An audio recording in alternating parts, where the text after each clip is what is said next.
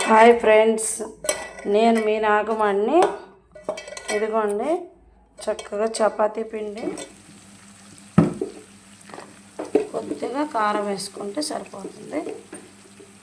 కావాలంటే చూడండి, ఎప్పుడైనా కానీ ఇలా సింపుల్గా హెవీగా కాకుండా అండి. చూడండి పులక ఎంత చక్కగా కాలిందో. చక్కగా చూడండి ఎలాగా అది పులక అలా కాలాలండి.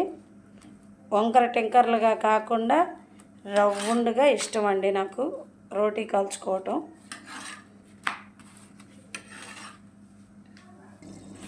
చక్కగా అయిపోయిందండి. చేపల కూర కూడా రెడీ అయిపోయింది. వట్టి చేపల కూర చూడండి. ఇవన్నీ ఎక్కువగా వాటర్ వేసుకోలేదు.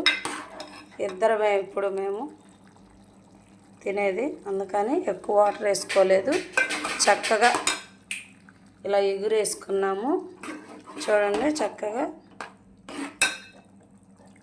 ఎంతైనా అండి మనము పిల్లల్ని భర్తని ఒకేలాగా చూస్తాం. ప్రేమగా పిల్లలనైనా భర్తనైనా వాళ్ళని ఆడవాళ్ళని ఎంత హింస పెట్టినా కానీ మనం ప్రేమగా వాళ్ళ మంచి కోరి చూస్తాము.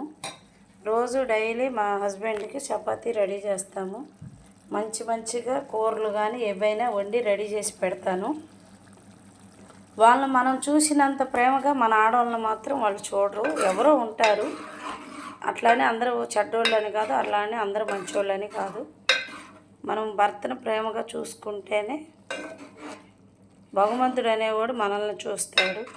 వాళ్ళు మనల్ని పట్టించుకున్నా పట్టించుకోకపోయినా వాళ్ళకి తెలియాలి నా భార్య నన్ను ప్రేమగా చూసేటప్పుడు అట్లానే. కానీ మా భర్త మాత్రం దాంట్లో పర్ఫెక్ట్గా చూస్తాడండి. మా హస్బెండ్ చాలా మంచి వ్యక్తి.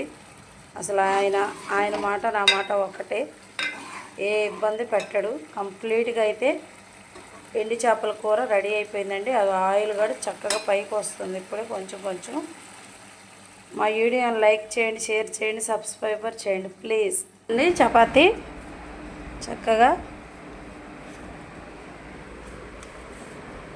కర్రీ కూడా పెట్టుకుందాం. చక్కగా చపాతీ, పొట్టి చేపలు అయితే చాలా ఇష్టం. వంకాయ ముక్కలు అయితే ఇంకా పెద్దగా అయితే ఇంకా టేస్ట్ ఉంది. చిన్నగా కోసానులే.